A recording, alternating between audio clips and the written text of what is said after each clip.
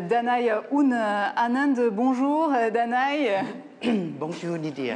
Alors vous avez apporté dans votre valise deux créations, deux robes. Alors expliquez-nous, qu'est-ce que ça représente? C'est très joli tout ça. Ça représente un jour de pluie. J'ai trouvé la forme de parapluie et ça me donne les idées de créer de ces collections. Alors un jour de pluie, donc d'où le parapluie j'imagine, mais pour se protéger aussi du soleil, peut-être parce que ici en Asie on se protège aussi du soleil, pas seulement de la pluie. Hein.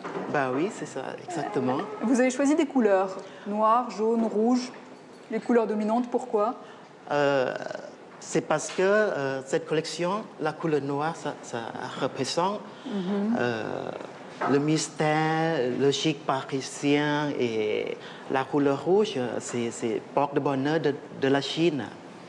Et puis l'énergie et la couleur jaune, c'est du soleil, c'est printemps, c'est la lumière, quoi.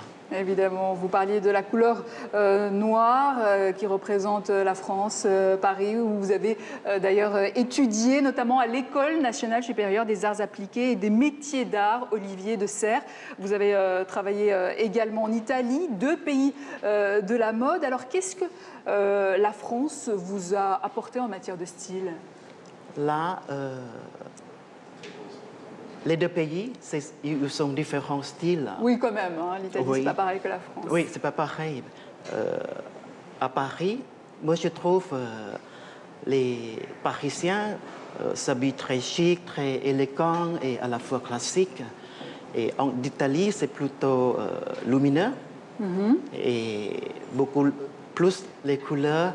Et tous les deux ont travaillé plutôt la forme de les vêtements et le volume. Et voilà, et de chaque pays, on mélange le style ensemble. Les styles, les de cultures, chaque pays, les couleurs. Ouais. Danaï, vous enseignez ici, à l'Alliance française, la mode. Vos cours sont d'ailleurs très réputés.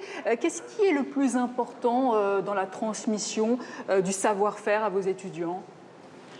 Ça, mes élèves à l'Alliance française, ils sont plutôt professionnels et non professionnels. Mais qu'est-ce qui est important dans la transmission? Qu'est-ce que vous leur transmettez?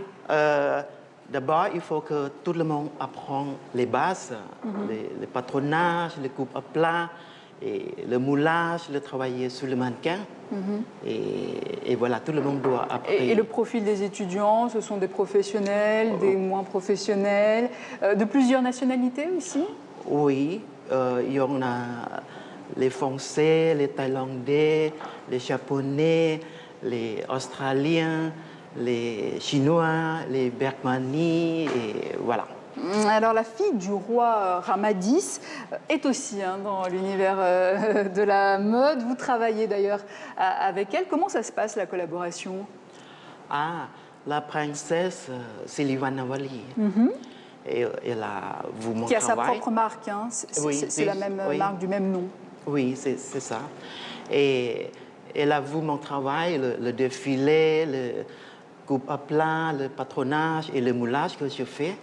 Et elle m'a demandé de participer. Et à sa collection? À sa collection, oui. Parce qu'elle, elle dessine et vous faites le reste, vous faites le moulage. Oui, c'est elle qui fait le dessin et le stylisme, et moi, c'est modélisme. Et on travaille ensemble avec le volume, le montage, le coupe à plat, le moulage, et voilà. Et en plus de vos merveilleuses créations, d'ailleurs, une de ces créations, à la princesse, a été portée par Miss Thaï pour Miss Univers. On voit sans doute à l'image cette magnifique robe qui a été portée donc, par Miss Thaï pour Miss Univers.